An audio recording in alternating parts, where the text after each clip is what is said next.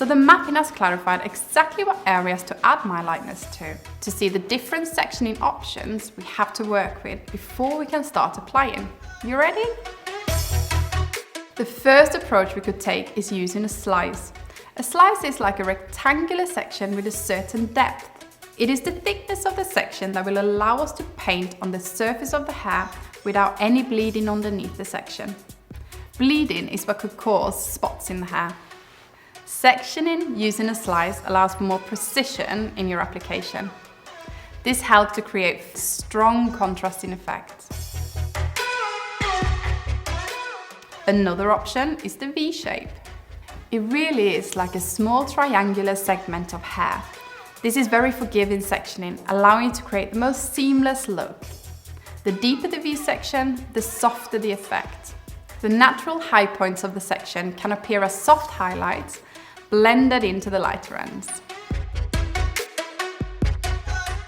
Next up, we have a zigzag or like a W section. Much bigger and brighter than the V, covering a bigger surface. Lightening the peaks of your zigzag will allow for more lightness close to the roots while still maintaining a balayage feel. The deeper the zigzags, the more dramatic the effect. A zigzag is your ideal choice when looking for a stronger colour or maybe looking for more lightness to be exposed. This will provide your finished results with more highs and lows within the lengths. Next, we will have a look at the angles we use as well as how tension plays a key role for the application. So, working horizontally will make the light appear even from right to left.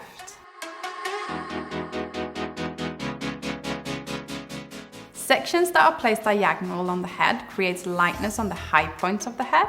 So when sectioning diagonally towards the face or towards the back, the higher point of the lightness lives at the top of your section. I would even say the use of correct tension is the secret for surface painting. The tension you put on that strand of hair enables better diffusion of the product onto the hair, therefore creating softer colour transition. How can I hold maximum tension on the hair strand and making sure I will get the best transition possible between my colours? Let's have a look together. Create a clean section with a pintail comb. Then comb the hair and hold it at mid-shaft in your hand. If you're right-handed, hold it in your left hand, and in the right hand if you're left-handed. The key here is to hold the hair between the thumb and your index finger. If you need a stronger tension, because you might have very thick hair, use all the fingers of your hand to support your thumb. This will give you more stable tension as you apply your product. So now our section is under control. Well, not quite yet. If I'm holding the hair with tension, what is then the correct elevation? The elevation of your section helps personalizing that balayage. But how is that? Difference in elevation directly affects more diffuse line of transition or give it more strength.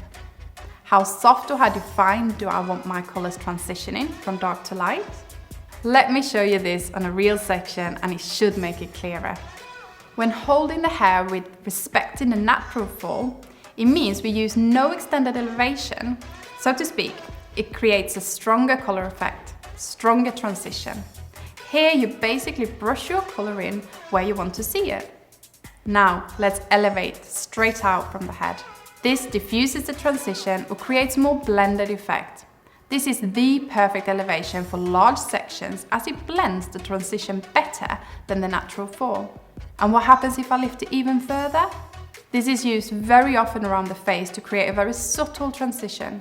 In this area, around the face, this is achieved by over-directing the hairs backwards, and this creates a seamless transition between the colours. But be creative, use over-direction whenever you feel like having fine and light transitions, no matter in which direction you're over-directing.